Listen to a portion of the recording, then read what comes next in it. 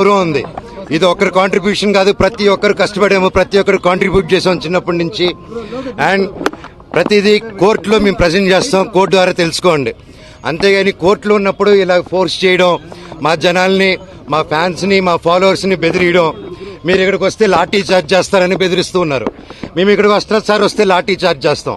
ఎందుకు లాఠీ చార్జ్ చేస్తారు సార్?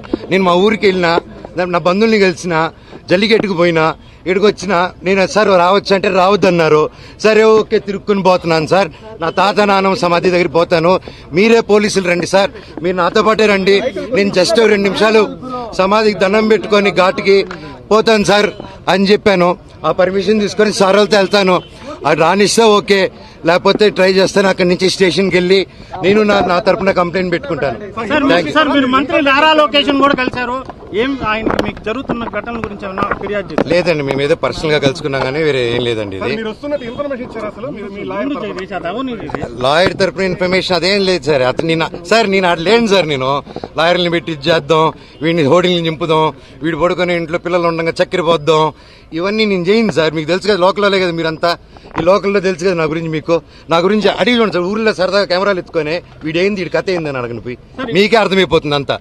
నేను కేవలం నేను అడిగిందల్లా ఒకటే, ఇక్కడ జనాలు హాస్టల్ పిల్లకాయలు అండ్ ఆ తర్వాత బయట చదివే హాస్టల్స్ దగ్గర కూడా క్యాష్ డిమాండ్ చేద్దాం, ఈ హేమాద్రి నాయుడు వీళ్ళందరూ కలిసి.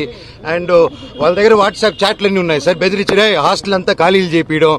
అండ్ ఎలా సార్, ఒక ప్రైవేట్ వాళ్ళకి సొంత, నేను ఒక కంపెనీ ఓపెన్ చేసి, వల్మరన్ కంపెనీ ఓపెన్ చేసి నేను అది చేయలేను కదా సార్ అవన్నీ.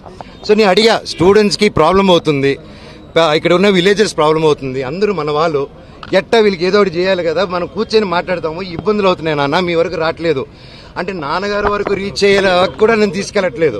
ఒకవేళ అటు వెళ్తున్నానంటే ఆరోపణలు, ఇంటి గేట్లు వేసాడో, మాకు నాన్నకేదో చెప్పాడో, మీ అందరు కళ్ళు మప్పడం.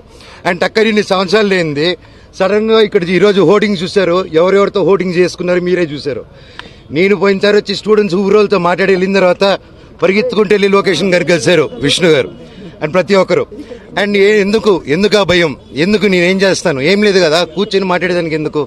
ఎనీవేస్, నేను గొడవకు రాలేదు, ఇక్కడ ఆపారు కాబట్టి చెప్పాను. అందరికీ కనుమ శుభాకాంక్షలు. నేను తాతగారి సమాధి, నాన్నమ్మ తాతగారి సమాధి, అలాగే అక్కడ నా కజిన్ బ్రదర్ ప్రసాద్ అన్న, మంచు ప్రసాద్, ఆయన సమాధి కూడా ఉంది అక్కడ. నేను జస్ట్ దండం పెట్టుకుని వెళ్తానన్నా, అంతకుమించి ఇప్పుడు తాత నానమ్మ సమాధికి దండం పెట్టుకుంటానని లాఠీ చార్జ్ చేస్తే పర్వాలేదు, తాత నానమ్మ కోసం దెబ్బలు తింటాను.